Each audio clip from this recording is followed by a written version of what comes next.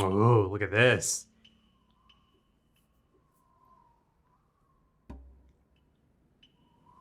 Oh my god, look at that. Oh, the compositing. This is brilliant. Right, Nov Sensei spoke of this, eh? The location, the designated location. Oh, beautiful backgrounds. Look at that.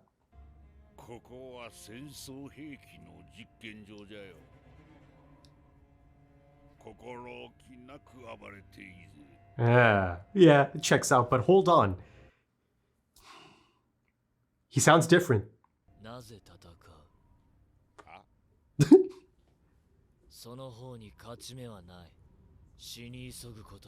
Hold on, young Meruem. Hold on.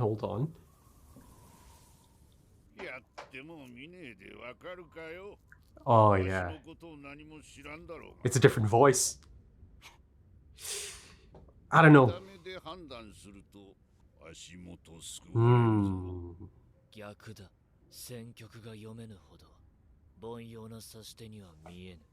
He's immediately clocked him, eh?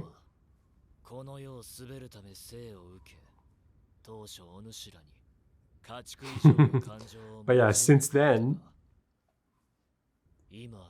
someone special came into his life.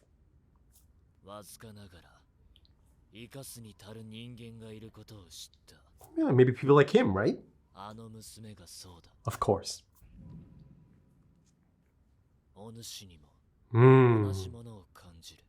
A little tight shot of the shirt, the lucky shirt.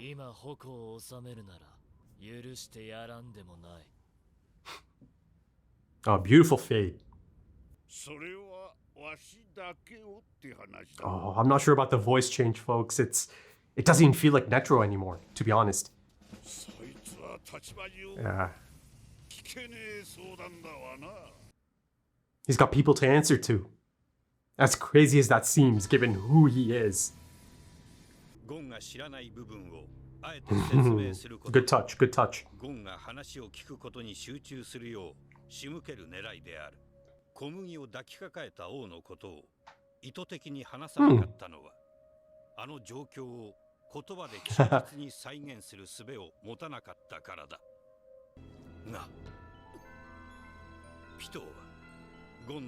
Ooh.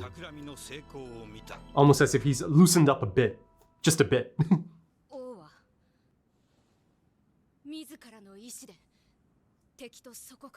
Ah, look at that. But God and Killua saw that as well, though, right?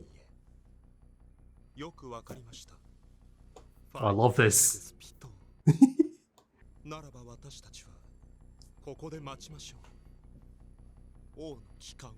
Is all of you going to be here, though? Ah!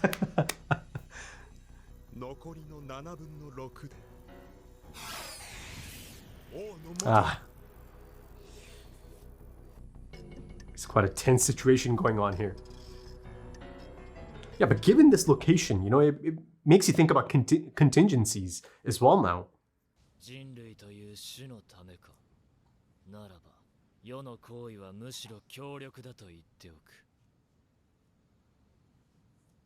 That's right. Oof.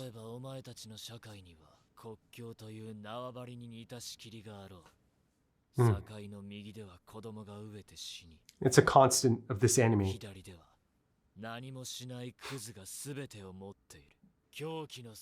I mean, this man knows all about that. He's been around for some time.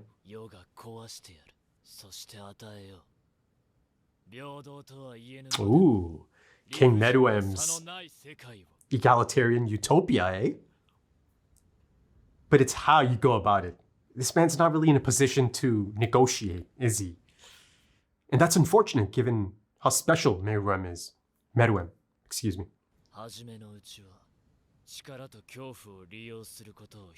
Ah, that's the kicker.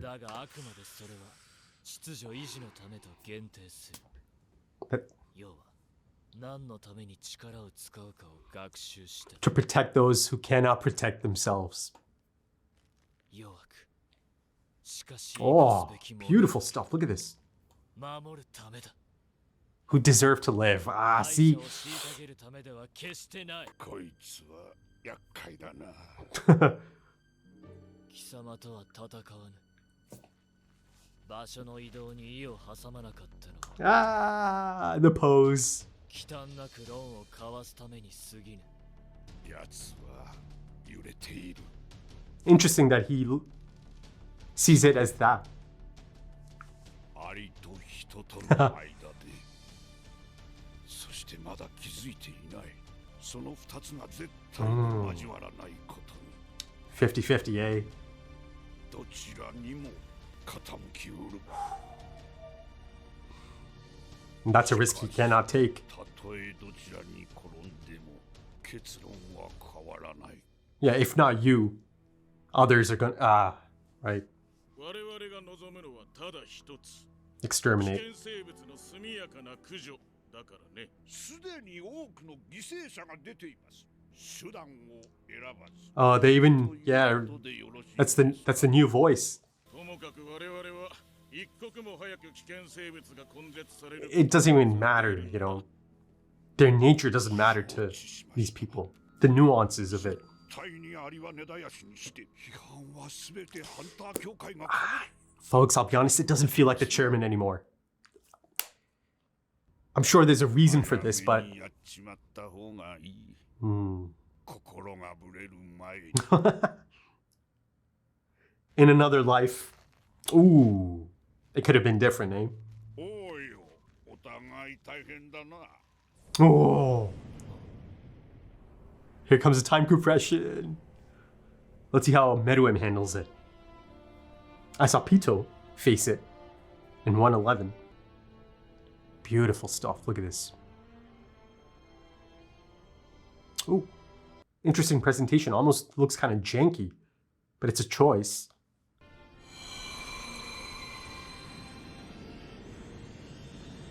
Ah.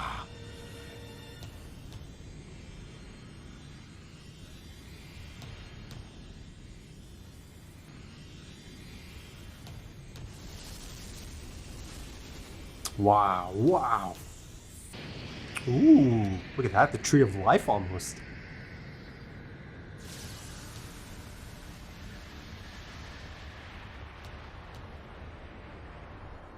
Whoa. Oh, they showed me this back in 85 in the background. The 100 type. Not gonna try it. Zeno told us about it as well. First. Oh, he hit him.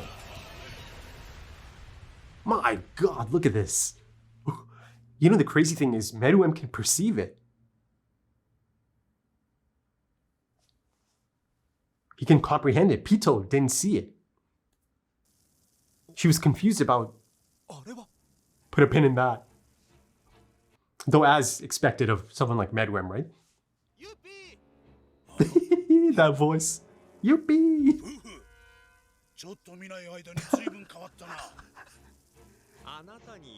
Yeah.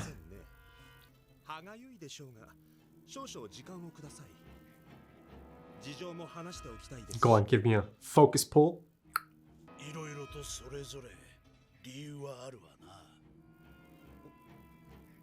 Yeah, that's right, Poof.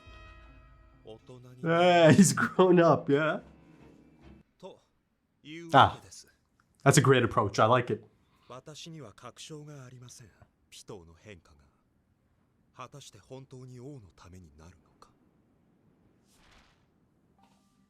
He's thinking about his own changes. Yeah, look at this.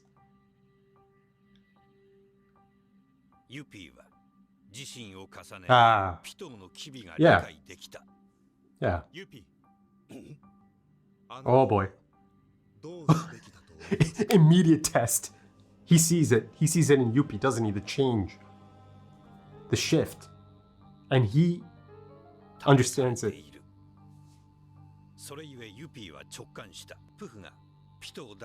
Yeah, he's not a fan of changes.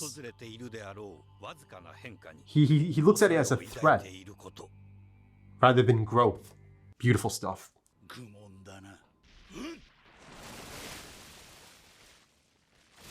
Majestic. Oh. 今すぐ向かうべきだ。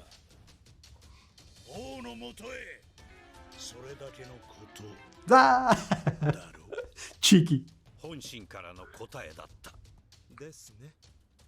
ただ、一刻も早くこの場から離れるための。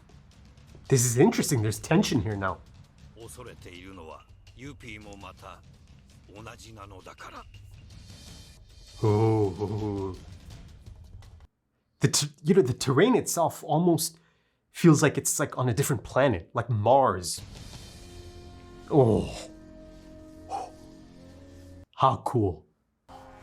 Yeah, but hold on now. Hold on, Netro. You're about to see some incredible sights. Ah.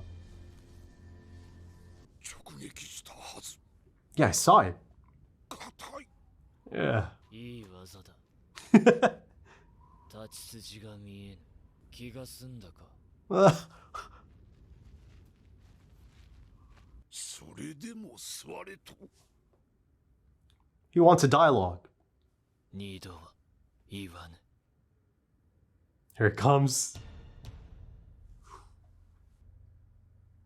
I love the focus on the hands. Beautiful stuff.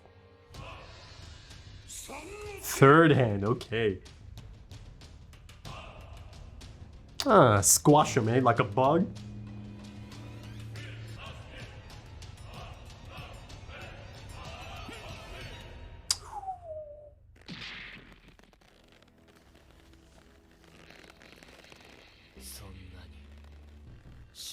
Still so calm though, eh?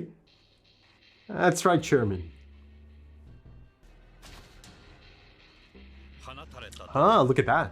王の器量としては、稚児のダダに親が抱く程度のわずかな炎であったが、ネテロには通常の立ち回りの倍以上下がらせるに十分な凄まじい強調を含んでいた。 But again, he's not trying to fight. Yeah. その方が世と交わすことが叶うの。言葉だけだ。 Yeah, it's the opposite ends of the scale, essentially.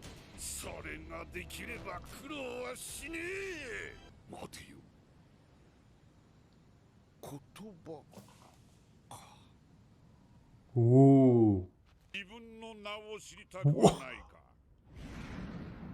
Okay. But why does he know that that's significant? He's got him. He's got him. He knows it. Entice him.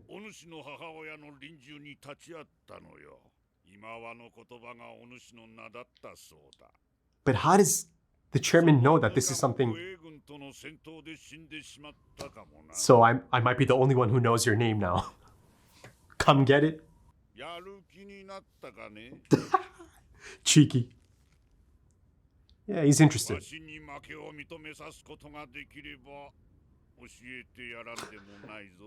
On brand, isn't it? Defeat rather than just admit defeat, rather. Sorry. Like the Hunter exam. He's going to literally fight for his identity. Oh, whoa! Look at these movements.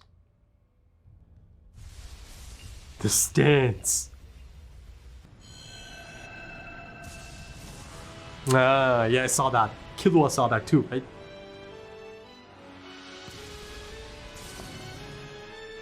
Yeah.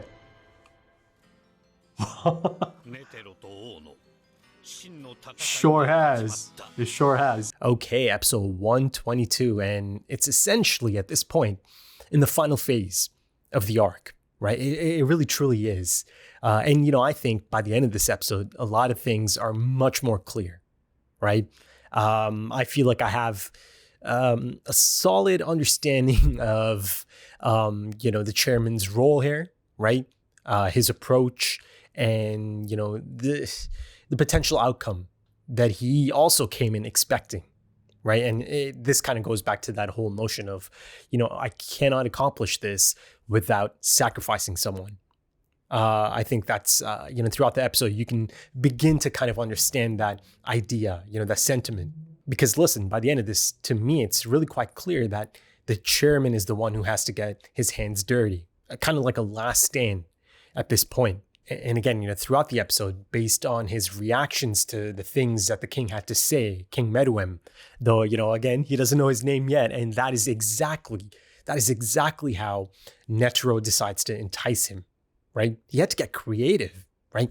You see that he's the aggressor on multiple occasions as he begins to use his incredible ability and lands 2 direct hits as well, right? Yet 3 times, Meruem decides, no, I'm not going to engage.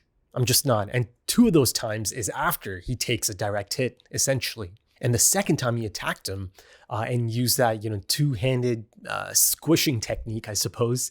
I mean, yeah, that sounds a little bit silly, but, that's the thing that kind of comes to mind immediately. I mean, of course, anyone but Meruem and they're dead. They're just, I don't know, a pile of goo. But this is Meruem. And you see in the chairman's reaction that, it's not something he's used to seeing at all, if ever. And again, depicted beautifully in that detailed shot of his eyes just bulging out of his skull almost, right? Again, it's a bit of a reality check as well, isn't it, for the chairman? Forces him to take a few steps back and really kind of understand, okay, I'm really up against it. And that right there is another thing that's really quite clear at this point. I think both to me as an audience member and to the chairman. It's a bit of a mismatch, right? From a certain perspective, it's a bit of a mismatch. It just is. As incredible as the chairman is, as accomplished as he is, and I believe back in episode 116, 111, the Dragon Dive episode, I think in the discussion portion I mentioned that this is essentially the pinnacle of humanity, right? And it's all been through hard work. And then on the opposite end, you've got someone who's born with that skill, right? It's really cool to see the contrast at play here. You've got this incredible individual who could be a godlike figure. I mean, that kind of takes me back to the incredible opening. I'll get to it in a bit. But this is someone I've referred to as a god. Him and like Xenozolodic and all of that. And it took decades for him to get to this point. Right. And then you've got King Meruem, who's, again, in the chairman's eyes, he's essentially a newborn brat. Right. He just came into the world. Right. But again, he's born with perfection. Right. Everything about him is deliberate. It's by design. He was meant to be this person. Right. Everything that the perfect king should be. That the king needs, the perfect king needs to rule. It's a part of his buildup. That's how he's born. Not the chairman, right? The chairman had to earn it. He did. But the thing is, this idea of an old timer, an old head kind of looking at, this young gun sitting in front of him, I think the chairman can relate as well, because once upon a time, as they kind of hinted at in episode 116, in that incredible flashback, the chairman had a bit of an attitude about him as well, The chairman's not a boring person. He's not. He's lived quite a life. And again, in his younger days, a bit of a maverick, right? I mean, he's still a maverick, but I think, he can certainly see a bit of himself in young Meruem that sits in front of him. I still can't believe he just sat down 3 times, right? I like it. I like it. It's a great approach. I didn't think it's about to be an all-out battle almost immediately. That was not my expectation anyways. But, I really enjoyed this. I really enjoyed Meruem's approach to this and just Togashi's approach to this. It's got that old school feel of like a Vegeta and Goku, right? The first time they fought each other, right? Even the terrain, the location of the fight itself or the encounter, it's really quite similar. I mean, I think it's entirely possible that Togashi might have taken inspiration from that encounter from DBZ, right? Because I know at this point that he has taken inspiration from DBZ quite a bit, or at least on a few occasions. It's kind of clear to see, and I love that. I absolutely love that. But then, of course, going back to my initial point, the actual encounter doesn't quite play out like a Vegeta and Goku fight. This idea that Knuckle also has, that you have to exchange blows to really truly understand someone. That's not, I suppose you can kind of call it a trope in, battle anime or shonen anime. Though, of course, my biggest experience of that has been DBZ. And the crazy thing is I actually haven't seen Dragon Ball Z in its entirety for a long time. But also, I shouldn't forget that I've been watching One Piece for a long chunk of my life. And, those battle shonen tropes are certainly present in those as well. And I've kind of experienced them over the years through One Piece. But again, that's not how things play out here, right? And that makes complete sense. Complete sense, given everything I've seen up until this point from Togashi. The king wants to be influenced by words, right? You see, he's open to learning from this old timer. He's immediately gauged it. He's clocked it that, okay, this is someone special as well. This is someone I would probably, or actually, he actually just straight up said it, right? This is someone who would have a place in my utopia, right? This egalitarian, this idea, the sentiment of an egalitarian utopia that he has in mind. I mean, listen, it's heavily flawed, essentially, in the grand scheme of things, the bigger picture and all of that, because ultimately, I think you can argue or, make the point that it's naive idealism, isn't it? And it's been informed by a solitary perspective. And again, in the grand scheme of things, the bigger picture, it's all kind of based on a small sample size. Meruem has never left. Again, he was just born quite recently, right? He's never left this area. So everything he knows and understands so far, even though, he makes a lot of good points. I'll get to that as well, of course. It's one of the constants of this anime, right? I've seen it through all the different arcs, so many different characters, and I'll get to that in a bit. And I'm, speaking of inequality and poverty and how it affects these characters and these people. Of course, it's a larger issue. It's a real life issue. It's one of the biggest issues of all. But in the case of the anime, there's examples of this. I've seen them play out, and I've seen how these people turn out and how they, tend to escape and how the trajectories of their lives change, right? Because of the situation they're born into. You look at characters like Benolt, you look at characters like Leorio, the Phantom Troop, Gyro, right? You look at Komugi, the special Komugi, that has, been quite the influence on our King Meruem. And now you see yet another really special person standing opposite to King Meruem, right? And, at this point, again, given his experiences with Komugi and then understanding that, that there's a lot of special humans out there as well, ones that are worth keeping alive and protecting. But, again, that's the flaw in all of it, isn't it? Right? He decides who is worthy of keeping alive and protecting. Because at the end of the day, as the king himself concedes, mass, extermination is still on the cards. But, going back to the chairman being the aggressor, right, on multiple occasions, really pushing for this, trying to get him to engage, you see that it's clear at this point that, okay, time is not on their side.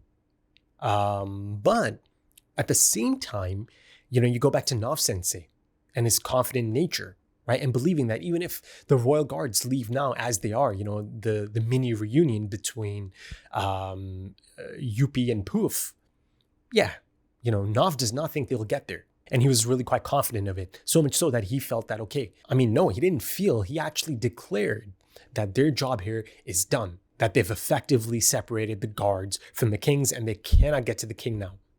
And that's kind of crazy to think about, isn't it? Because I do not think that this fight is about to be some kind of prolonged fight, because it just doesn't make sense for it to be a prolonged fight, right? Again, that urgency is there. The chairman not holding back at all. He just busts out this ability of his, right? The one that Zeno is describing back in 111 as well. The one that King Meruem can completely comprehend and perceive, right? How incredible is that? Not only perceive it, he can quite easily just take it. Full force, head on, he could take it. And that's concerning for the chairman, isn't it? Really quite concerning. Imagine training decades and decades, dedicating yourself, for decades to get to this level, right? Again, a level that almost makes you seem like a god. To just have Meruem kind of, treated like, okay, it's the narrator said something really quite interesting, right? It's the same as a toddler kind of lashing out, But, imagine being the chairman at that point. Imagine being in his footsteps. Sorry, not footsteps, in his shoes, rather. And seeing that, this incredible display of his ability, it's an ability that he's really quite confident in, is being met with indifference. I mean, these are meant to be kill shots, right? But you see that for King Meruem, it doesn't even really register. It doesn't really concern him, right? I mean, he complimented the strikes. He's like, yeah, I couldn't really see it coming, right? I couldn't anticipate it. Good. And then, he goes on the second time and he said something like, oh, are you satisfied now? Right? Did you get out of your system? Let's talk now. It's so cheeky, isn't it? But as jarring and shocking as this reality check is, at the end of the day, this is something that the chairman kind of was hoping for, right? He was kind of anticipating this type of once in a lifetime type challenge, something that might push him to his limits and beyond, beyond his limits, something that actually really could be his final fight. And, you go back to that episode around the time he kind of puts on his fight gear, right? His fight kit, and puts on the shirt. I believe he said something like, this might be the final time I put this on, the last time I put this on, right? I think, like I said a little bit earlier, this idea of this being his final fight, potentially, it's right there. There's a lot of setup for it. Or him going in with the expectation of this potentially being his final stand, right? And it's something that excites him. It is something that excites him. And that's been clear, I think, throughout the Chimera Ant arc, since his introduction into it, right? Since the day he arrived into the NGL alongside Moral and Nav. So yeah, it appears that the chairman is about to get a challenge, a fight of a lifetime, essentially. Yeah, I say a challenge and a fight, but it takes two to tango in a fight, doesn't it? It's beginning to feel like, and I kind of alluded to this earlier on, this mismatch element of it. I don't know, man. It really does feel like if Meruem really begins to flex, and now he certainly has more than enough motivation to actually, tap in a bit, to actually lock in a bit. And I saw it, right? In that stance he takes, a fighting stance, it's a first. It's a first of this arc. For King Meruem, at least, him actually taking a fighting stance, because up until this point, he had no reason to actually, be pushed to that. But now he's taken it, and, some of the movements they're beginning to mimic the chairman's movements, right? But going back to my point about it taking two to tango, kind of going toe to toe, listen, if I was to speculate at this point, there's a lot of pain in the immediate future for the chairman. But, I'm not saying that the pain is something that bothers the chairman, but I can see a lot of pain, a lot of, damage being inflicted. But again, the key here is that, he's laid down the stipulation. You have to make me quit, admit defeat. That's not the same as just outright, beating the crap out of someone and just leaving them barely conscious. Making someone admit defeat, especially the person asking for that, the person laying that stipulation in the first place, and that person being the chairman, it's not about to be an easy task, right? Again, I've seen an example of it back in the final phase of the Hunter exam, Hanzo and Gon, right? That proved to be really quite frustrating for Hanzo, right? Given how hard-headed Gon is, how stubborn he is. And I do think there might actually be a few similarities to that encounter. Hanzo's approach is to go after a limb, right? Because the pain there is immense. The pain you can cause by breaking a limb, it's immense. At most, the person might black out from the pain, but you're not going to kill them, right? But again, like I said, Gon, he had no intentions of actually admitting defeat at any point. So I can see, again, on a totally different scale, of course, I can see maybe Meruem trying a few of the similar tactics, right? Because he knows he cannot kill the chairman, right? Otherwise, it's just not in his best interest to kill the chairman, because now the chairman has made it really quite clear that I know your name, right? So he's not going to kill the chairman. He doesn't want to kill the chairman in the first place. But the chairman's done enough to actually get him to step up. So yeah, my expectation is that the chairman's about to take a lot of punishment, right? Immense punishment, perhaps. But again, it's the chairman, and I think he can take it. And he knows it. It's something he's probably expecting as well, especially after gauging Meruem's level, right? After inflicting two of those attacks. and barely doing anything to him. I mean, he made him bleed a bit, but again, that's an attack that he couldn't anticipate, and that's all it really did to him, right? Once he took the first strike, now he kind of knows, he kind of, gauges it. Meruem, that is. He kind of knows how to, I don't know, at least anticipate it, right? Brace for it. So in terms of the chairman actually dangling that carrot in front of him, his name, and that, I actually might be the last one who knows your name, given, that my associates, my allies, might have already died facing off against your royal guards. So as you saw, I was a little bit confused about how exactly the chairman got to that point, how he connected those dots that, okay, I've got his name, I know his name. And just, I suppose from like a functional perspective, I guess someone told him the name, right? Again, the ones that are present there at least. I think I even talked about this episodes ago at this point. I think I discussed, the only ones that really know his name are the ones that are inside of that, operating room, that makeshift operating room. But I suppose I kind of, I just kind of didn't think of the possibility of them just sharing the name anyways, right? So it appears that they did that. Unless he's bluffing, right? Unless he's bluffing, that's a possibility as well. But, let's kind of stick to the idea of him actually knowing the name, being the likeliest possibility here. I suppose, given everything he's picking up on in front of him, this idea of a potential identity crisis. I mean, I think it's safe to say that even the chairman's kind of picked up on the identity crisis, right? The internal tug of war, if you will, within Meruem. This idea that, the human side of him and the Chimera ant side of him are kind of going dome to dome, toe to toe at the moment, right?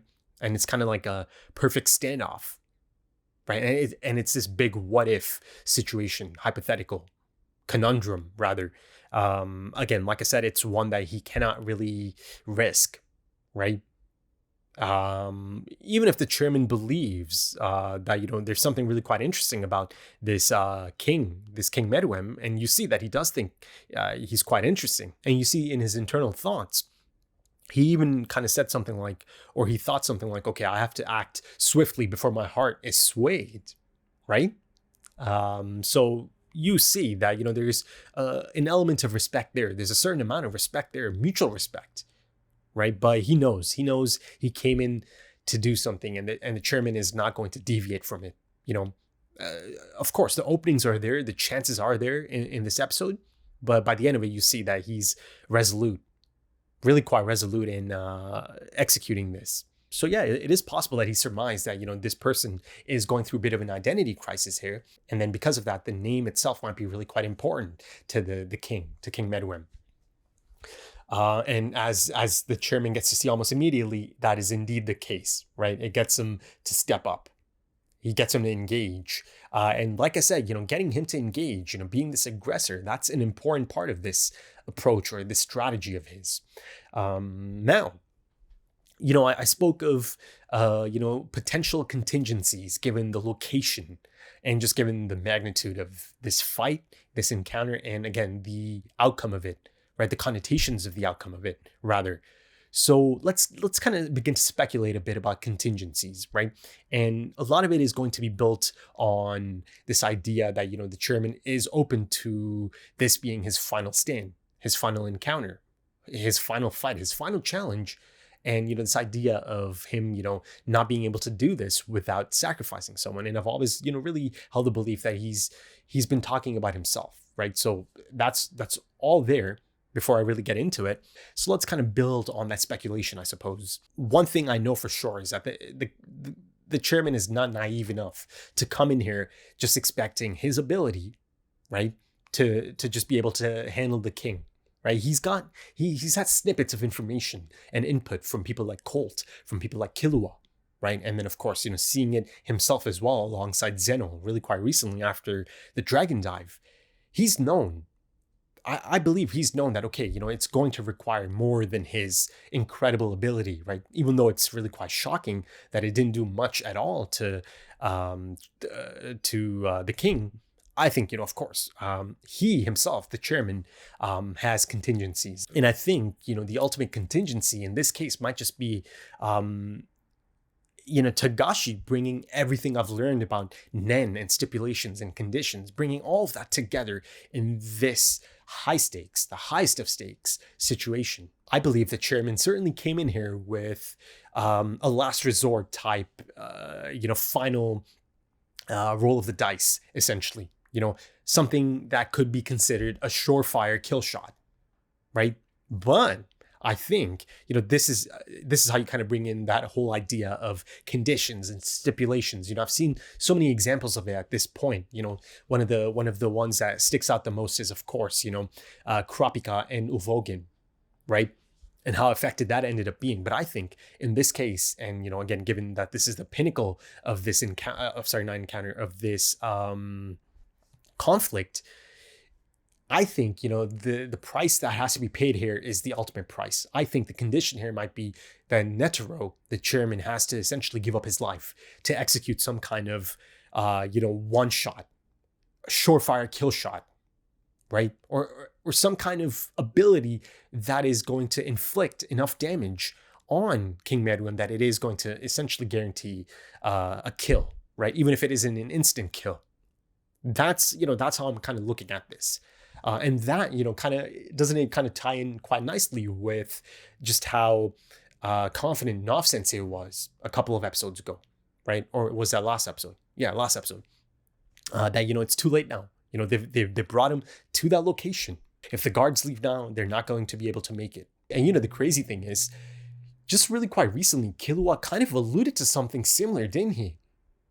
At worst, Gon might exchange his life for Pito's. I don't know if it's the exact same idea I'm thinking of here, but it's kind of similar, right? This idea, life for life. But again, let's not forget that the thought process behind both of these encounters is really quite different. It really is. But let's keep speculating because, if that's not the case, if it doesn't end up being some kind of, incredible final men condition ability to land like a killing blow, or killing strike, or a lethal strike rather, let's look at the location itself, right? They've been really kind of focusing on the location. They've drawn attention to it, right? It's unmissable at this point.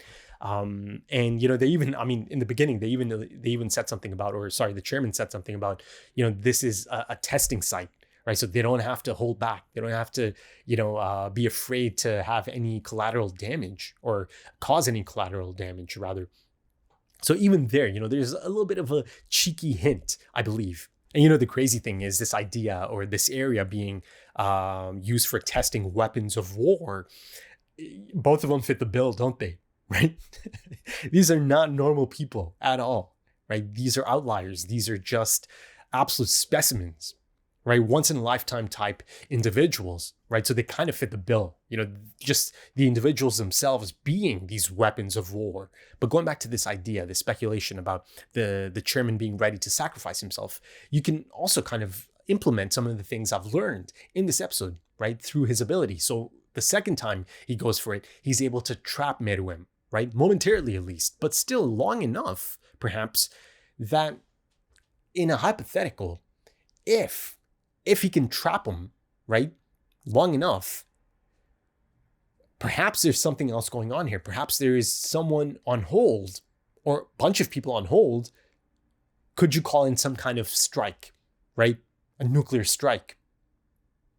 And of course, that would require the chairman to die as well, right, in the process. But, the thing is, I'm not really confident that any man-made, explosive or, again, a nuclear strike could actually ultimately kill Meruem. I'm not sure. He might be able to just take it, right? Imagine it does kind of play out like that. And the chairman does end up dying from it, right? Some kind of strike if it happens. But Meruem is able to just take it, right? Maybe a bit of damage, but he's able to take it. Then, it kind of goes back to that idea of the Cell games, then thinking that, okay, through Goku's, sacrifice, Cell is going to be defeated, but ultimately Cell is able to regenerate and come right back into the fight. And, this kind of reminds me and kind of brings me to another point about the chairman, and I believe it's quite a significant one at that, essentially the elephant in the room. Now, listen, I'm sure that this might not be the case for everyone else or for many, this idea of the elephant in the room, and I am speaking about his new voice, right? Clear change in the voice actor. It becomes really quite clear after the first few moments. I mean, I thought it's clear right at the beginning. The first time he spoke in this episode, I knew something's off. It didn't sound like him. It just didn't. I felt that it was that distinct. And it just is. I don't think I'm imagining things here. It felt really different. It felt so different to me and so jarring to me that it didn't feel like the chairman anymore. Listen, maybe people might get defensive about this, and I've seen it in the past. I've seen it in the comments for this anime as well. People get defensive about the narrator. And of course, before I go any further, it changed because it had to be changed, right? I'm sure there's quite a reasonable reason for it, or quite a significant reason for it. It could be a number of different things. It could be health issues, it could be contract issues, renewal issues and all of that. It could be, maybe something came to light about this actor and they kind of had to distance themselves from this actor, right? From the chairman's actor. It could be anything. It really could. So, I'm not saying that, it's a bad choice to do this. I'm sure there's a reason. Otherwise, you don't make that type of change. Because, again, in my opinion, it's a significant change. It doesn't quite feel like the chairman anymore. I feel that it's missing that playful charm. I have nothing against this new actor. I don't. They're doing their job. They're trying their best. But, it's a suicide mission, essentially, to try to mimic that type of performance. And I don't think they're trying to mimic it. They're not trying to replicate it. And I feel that that really distinct and charming, playful energy of the chairman is not there anymore in this performance. So I don't know, that's my opinion on the matter, folks. I'm here to give you my opinion, my first time takes on these things. And that's my first time take. You saw, I was kind of struggling in the middle of the episode as well because, I was frustrated a little bit. I was kind of, maybe not frustrated, but a little bit sad, that I wasn't going to get a continuation of that actor's portrayal of the chairman. And I really do enjoy that portrayal of the chairman. I think, some of these quirks are integral to a character. You think of people like Hisoka or any other character in any anime, right? You think of Knuckle. I spoke of Knuckle episodes ago at this point and how impressive that performance is, right? It's the voice actor that makes that performance, that brings it to life. Yes, manga is a different medium and our own internal voices are at play. But, as far as the anime medium is concerned, these actors play an integral role in bringing them to life. So yeah, sure, ultimately I'll probably be able to go with the flow. But I think realistically speaking, anytime he speaks, it'll be really difficult for me to not, kind of focus on that. It might take me out for a few moments. So yeah, that's my take on it. I really just wanted to get to it and move on to the next point. But yeah, I think it'll be interesting to see how others felt about this. Listen, like I said, I'm sure, there might be a few defensive ones in the comments. And again, that is something I'm expecting. But, I'm sure others might have a similar, take on it. That they might have felt the same thing I felt. Now, let me kind of go back to that incredible opening sequence. I mean, that's one of the great openings of this anime. I mean, it's right up there. I mean, not just this anime. This is just, it's an incredible sight. The reaction it got out of me, I'm, you saw that for a split moment, I'm just kind of baffled. It's a jaw dropper, right? There's something so magical about that moment. Again, I kind of alluded to this during the reaction as well. This idea of them almost being on a different planet, again, in in relation to the look of the terrain, but in that opening shot, and I'm referring to the shot of them on the dragon, the wide angle shot that holds for like 5-6 seconds. Oh, I mean, that is just incredible imagery. That's the type of thing that you just simply do not forget. I mean, you get to see these two godlike figures just floating high above in the sky, right? Still of the night. I don't know, man. It's just really transportive. It really is. And, like I mentioned, the compositing, my God, it's really quite similar to some of the moments I felt in the Dragon Dive episode 111. I mean, I felt like I'm right there, floating high above, into the heavens almost alongside these godlike figures. And, the way it just holds, I love that it holds for at least, 5-6 seconds. I thought it's a really, really special moment of the anime. I really did. And, it all kind of goes back to that notion of the production side of things just being absolutely incredible at this point. everything is just coming together, and everything is doing its part. The score, the really specific, use of music there. And, the crazy thing is that's just the opening of the episode, because from that point on, throughout the episode, at least in those segments, I get so much striking imagery, right? So much memorable imagery. Like, this is incredible stuff. Again, the quality of the actual art, right? The art direction and the drawings themselves, the highly detailed drawings. You see it's a really premium feel about it at this point. I mean, it's simply high-end production, isn't it? For a really important, moment of the arc. I mean, the Chimera Ant arc, for the most part, has been on this level. It's been hovering around this level. But, some moments in some episodes like this one right here, you see the distinct jump, even from that point. The directing choices, the storyboarding, right? The background art, the key animation, the in-betweens, everything is just, it's exceptional. And of course, let's not forget some of the other integral components to this, the score itself, the original score, and the voice acting, right? Really key in all of this. So it's been really damn impressive. And at some point, I do hope to check out the staff list. I've taken notes of certain episodes that really stood out to me. For now, I'm kind of avoiding it. I don't want to search up and, even accidentally come across some kind of spoiler, It's possible. You never know. But yeah, going back to the chairman and Meruem. Listen, even if ultimately, or, I'm trying to kind of look at it from the chairman's perspective, because I do feel that, he must feel a bit of, he must feel that it's a damn shame, that someone this special, someone that has so much potential, ultimately must die, for humanity's sake, for better or worse, right? Some things are always going to be around, again, this idea of inequality and poverty and all of that. But even if Meruem, if he becomes a righteous ruler, there's still that risk. You're never going to have certainty. And this is just speculation on my end as an audience member.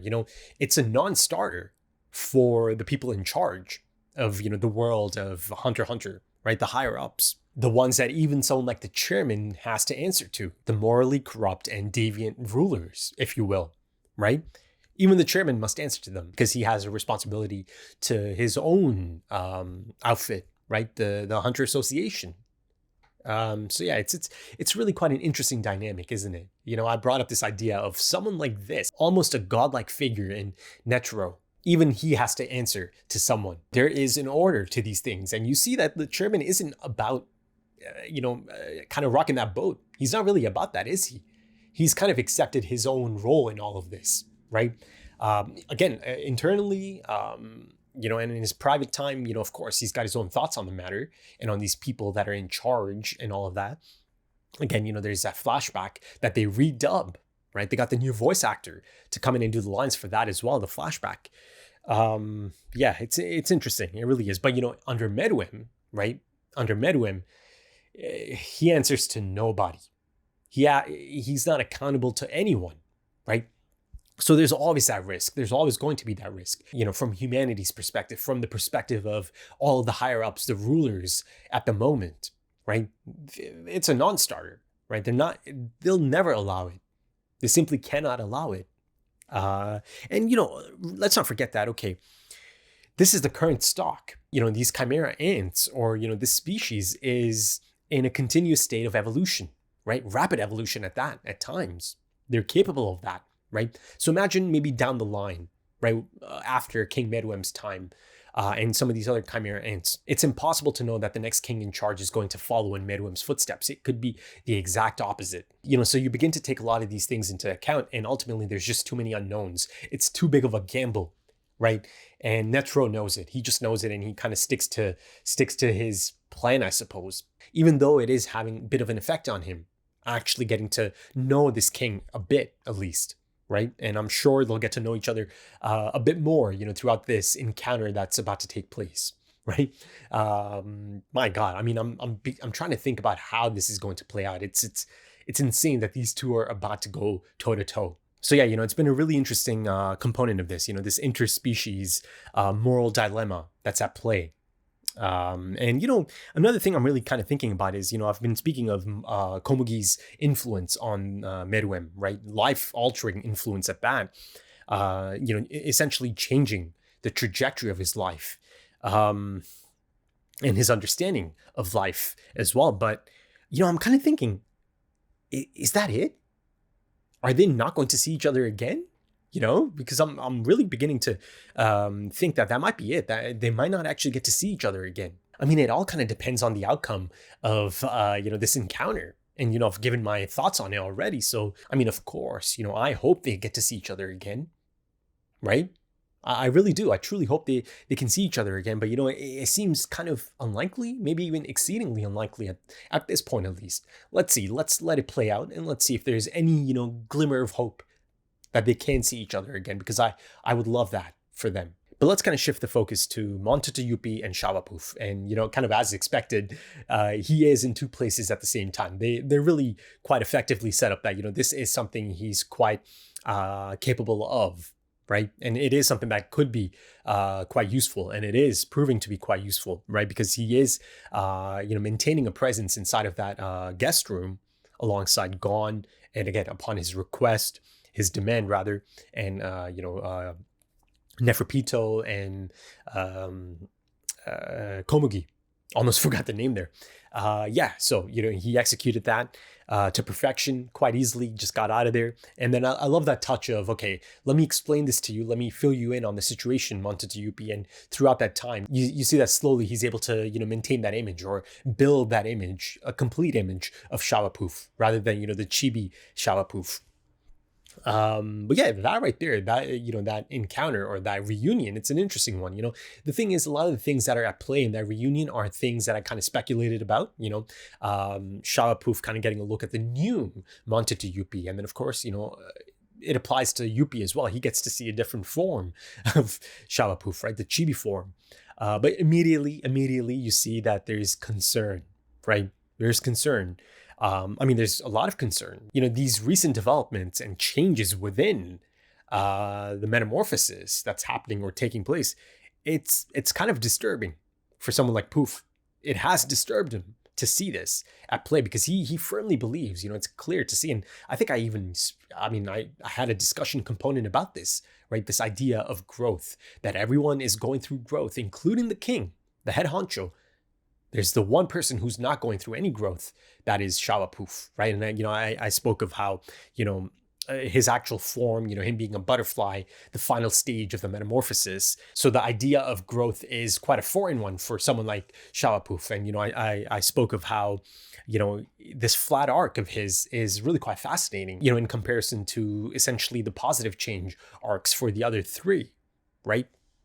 At least, the strong components of a positive change arc within all three of them, Yuppie, Pito, and King Meruem. And, this notion of FILMBuFF being disturbed by these developments, it just kind of goes back to his outlook on all of these things, right? His idea of who the king should be, that he should never change, he should never doubt himself or, regret his decisions.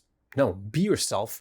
You're born perfect. And so are all of us. And by all of us, I mean the royal guards, right? You see that FILMBuFF most definitely believes that, all of them are born exactly how they're meant to be born, right?